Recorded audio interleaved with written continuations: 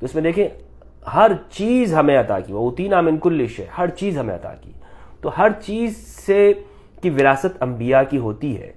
تو یہ وہ آیات ہیں جن سے خاتون جنت فاطمہ الزہرا سلام اللہ علیہا نے استدلال کیا، اور آج ہمارے سامنے بھی یہ چیزیں ہیں کہ جس چیز سے جناب ابوبکر رضی اللہ عنہ نے استدلال کیا ہے وہ حدیث ہے، اور یہ ہمارے ہاں اہل سنت کا ہی اصول ہے، اور ہمیں اہل سنت کے اصول سے باہر جانے کی ضرورت نہیں ہے۔ میں اہل سنت کے اصولوں پہ رہ کر ہی اس کا تجزیہ کر رہا ہوں کہ خبر واحد کے مقابلے میں اگر قرآن ہو یا قرآن مجید سے اگر خبر واحد ٹکرا رہی ہو تو کس کو لیں گے؟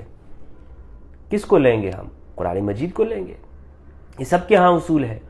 تو یہ جو روایت ہے نحن معاشر الانبیاء لا نورث ما ترکنا صدقہ، یہ بالکل قرآن مجید کی آیت کے مخالف ہے، یہ میں واضح کہتا چلوں۔ یعنی قرآن مجید میں ہے کہ انبیاء وراثت ان کی ہوتی ہے، حدیث اگر کہتی ہے نہیں ہوتی تو ہم کس کی مانیں گے؟ لازمی بات ہے کہ ہم قرآن مجید کی مانیں گے، کیونکہ رسول اللہ صلی اللہ علیہ وآلہ وسلم خود اہل سنت بھی کہتے ہیں کہ ہمارے درمیان میں قرآن مجید کو چھوڑا ہے، تو اس پر تو اہل سنت کا بھی یقین اور ایمان ہے۔ دوسری بات یہ ہے کہ ہم یہ دیکھیں کہ ہمارے اہل سنت میں یہ بات کہی جاتی ہے کہ جناب ابوبکر صدیق رضی اللہ تعالیٰ عنہ کس طرح خطا کر سکتے ہیں، وہ صحابی رسول ہے، ان سے خطا نہیں، یعنی ان کا یہ موقف درست ہے۔ اگر صحابی ہونے کی وجہ سے جناب ابوبکر صدیق رضی اللہ تعالیٰ عنہ کا آپ دفاع کرتے ہیں اور آپ سمجھتے ہیں کہ اگر ہم اس میں جناب ابوبکر کی طرف کوئی کمزوری دکھائیں گے تو ایک صحابیت کا مقام کم ہوگا، تو میرا آپ سے سوال یہ ہے اہل سنت سے، کیا سیدۃ نساء اہل الجنہ فاطمہ الزہرا سلام اللہ علیہا وہ صحابیہ نہیں ہیں؟ ان کا صحابیت کا مقام نہیں ہے؟ تو اگر آپ صحابیت کو معیار رکھتے ہیں تو خاتون جنت بھی صحابیہ ہیں۔ دوسری بات یہ ہے کہ ہمارے اہل سنت، خود ہمارے اہل سنت کے اصول آپس میں ٹکرا رہے ہیں۔ وہ کہتے ہیں کہ بعض اس طرح سے لوگ بھی موجود ہیں جو اس مسئلے میں اتنا غلو کرتے ہیں کہ سیدہ کو خطا پہ کہتے ہیں، ان کے ہاں جرت پائی جاتی ہے، وہ کہتے ہیں کہ جی سیدہ سے خطا ہوئی ہے۔ اگر میرا سوال یہ ہے ان سب سے جو لوگ سیدہ کو خطا پہ کہتے ہیں، مجھے بتاؤ اگر سیدہ کو خطا پہ کہنے سے کوئی شخص منافق نہیں بن جاتا، کوئی شخص دائرہ اسلام سے نہیں نکل جاتا، کوئی شخص گمراہ نہیں ہو جاتا، تو جناب ابوبکر رضی اللہ عنہ کو خطا پہ کہنے سے کوئی شخص کس طرح سے رافضی یا اہل سنت سے نکل جاتا ہے، گمراہ کیسے ہو جاتا ہے؟ یہ آپ کے معیار جو ہیں یہ الگ الگ کیوں ہیں؟ آپ معیار ایک رکھیں نا۔ آپ اگر سیدہ کو خطا پہ کہنے والے وہ آپ کا بھائی ہے، وہ آپ کے لیے بڑا، آپ اس کے لیے شیر و شکر ہے، آپ کے لیے ماشاءاللہ مجاہد اہل سنت ہے، تو اگر کوئی شخص جناب ابوبکر کو خطا پہ کہہ دیتا ہے تو کیا ہو گیا؟ کوئی خرابی لازم آتی ہے یا صرف تمہاری انا کا مسئلہ ہے؟ پھر ہمارے ہاں یہ بات بڑے زور و شور سے کہی جاتی ہے، خود بخاری پر ایمان رکھنے والے، کہ جب میں نے بخاری کی جو وہ اس روایت کی پر جرح کی جس میں ابن شہاب زہری نے یہ بیان کیا کہ ابو جہل کی بیٹی کو نکاح دینے کے حوالے سے، نکاح کا پیغام دینے کے حوالے سے جو حضرت علی کی طرف نسبت کی، اسی حدیث کے اندر یہ بات ہے کہ جناب امام زین العابدین علیہ السلام کے پاس رسول اللہ صلی اللہ علیہ وآلہ وسلم کی تلوار موجود تھی۔ مصر بن مخرمہ جو روایت کرتے ہیں، اور مصر بن مخرمہ نے کہا کہ آپ کی تلوار مجھے دے دیجیے۔ اس روایت میں جناب زین العابدین علیہ السلام کے پاس رسول اللہ کی تلوار موجود ہے، تو اگر رسول اللہ کی وراثت تقسیم نہیں ہوئی تھی تو تلوار امام زین العابدین علیہ السلام کے پاس کس طرح آ گئی؟ اس کا مطلب یہ ہے کہ وراثت تقسیم ہوئی، ایک خاص مال کو، خاص یعنی فدق کی زمین کو، اس مال کو روکا گیا۔ اب یہ کیوں روکا گیا، اس کی کیا وجوہات تھی، اس پہ میں انشاءاللہ تفصیلاً بھی گفتگو کروں گا، لیکن یہاں ہم اس چیز کو ڈسکس کر رہے ہیں کہ جو مطالبہ تھا سیدہ کا وہ قرآن مجید کی روح سے وہ کس درجے کا ہے۔ تو میرے نزدیک میں نے آپ کو بتا دیا کہ سیدہ کا مطالبہ بالکل حق اور ثواب مطالبہ، قرآن مجید کے بالکل عین قرآن کی آیات سے موافق مطالبہ ہے۔ پھر آپ یہ دیکھیں کہ امام علی کے پاس رسول اللہ صلی اللہ علیہ وآلہ وسلم کے مال مویشی میں سے وہ خچر جو صفین میں تھا وہ بھی امام علی کے پاس تقسیم ہوا۔ اسی طرح قرآن مجید نے ازواج مطہرات کے جو گھر ہیں انہیں بھی سورہ احزاب سورہ نمبر 33 کی آیت نمبر 53 میں ہے کہ نبی کے گھر قرار دیا ہے.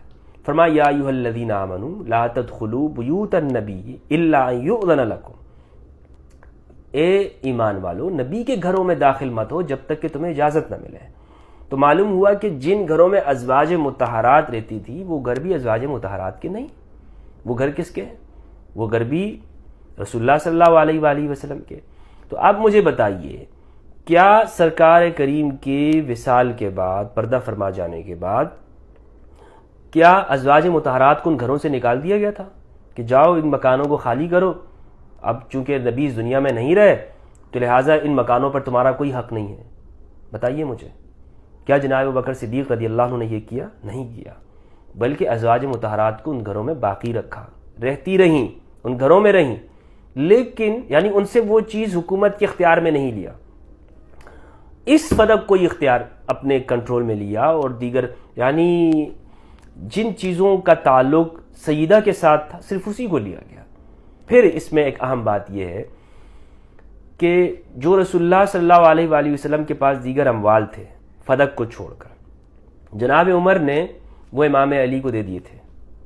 ہاں، اگر جو اور وہ مال حضرت ابوبکر نے روکے تھے، حضرت ابوبکر نے وہ نہیں دیے تھے، لیکن جناب عمر نے وہی اموال امام علی کو عطا کر دیے.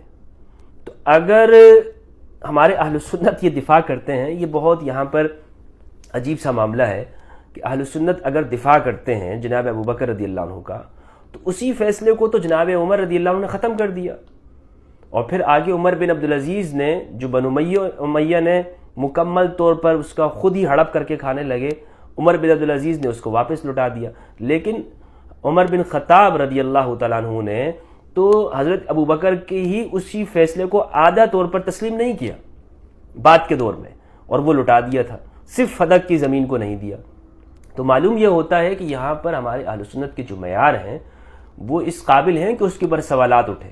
اور یہ سوالات میں نے جو اٹھائے ہیں یہ اسی بنیاد کے اوپر ہیں کہ ہم اگر ہمارے ہاں آپ دیکھیں کہ ابن تیمیہ جیسا شخص، یہ مسئلہ اتنا اہم کیوں ہے؟ اس میں دیکھیں کہ سیدہ کی طرف نفاق کی نسبت کی ہے ابن تیمیہ الحرانی الدمشقی نے.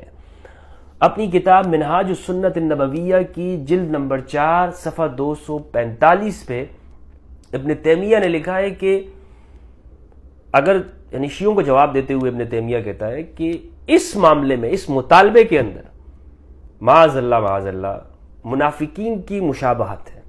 استغفر اللہ العظیم. تو میرا سوال دوبارہ وہی ہے کہ اگر ایک شخص تمہارے لیے تب بھی شیخ الاسلام بنتا ہے اور رہتا ہے کہ جو سیدہ کو منافقین کے ساتھ تشبیہ دیتا ہے یا خطا پہ کہہ دیتا ہے، وہ تمہارے لیے شیخ الاسلام ہے، تمہیں قبول ہے. لیکن کوئی اگر جناب ابوبکر کو خطا پہ کہہ دے، تم کیا کرو گے؟ پھر تم کس طرح سے فتنے اور اس کے اوپر غصے میں آ جاتے ہو، تعصب میں آ جاتے ہو. اور فتوح البلدان تاریخ کی کتاب میں تو بہت کچھ لکھا ہے، یہاں میں نے کوشش یہی کی ہے کہ اپنے موقف کو اس حوالے سے پیش کر دوں کہ سیدہ کا جو موقف ہے وہ بالکل حق پر ہے. اور الحمدللہ ہم چونکہ اہل البیت علیہم السلام کو معیار مانتے ہیں، الثقلین کو معیار مانتے ہیں، تو ہمارے نزدیک بھی یہی ہے کہ سیدہ کا مطالبہ نہ صرف حق تھا بلکہ جناب ابوبکر رضی اللہ تعالیٰ عنہ سے یہ آپ دیکھ لیں کہ انبیاء کی طرف ہمارے ہاں اہل سنت خطا کی نسبت کر دیتے، خطا اجتہادی کہتے ہیں نا، حضرت آدم سے خطا ہوئی، خطا اجتہادی کہتے ہیں، لیکن خطا کی نسبت کرتے ہیں. تو جناب ابوبکر کی طرف خطا کی نسبت کرنے میں کون سا اصول ٹوٹتا ہے؟ اللہ سبحانہ و تعالیٰ سے دعا ہے کہ پروردگار ہم سب کو حق سچ سمجھنے کی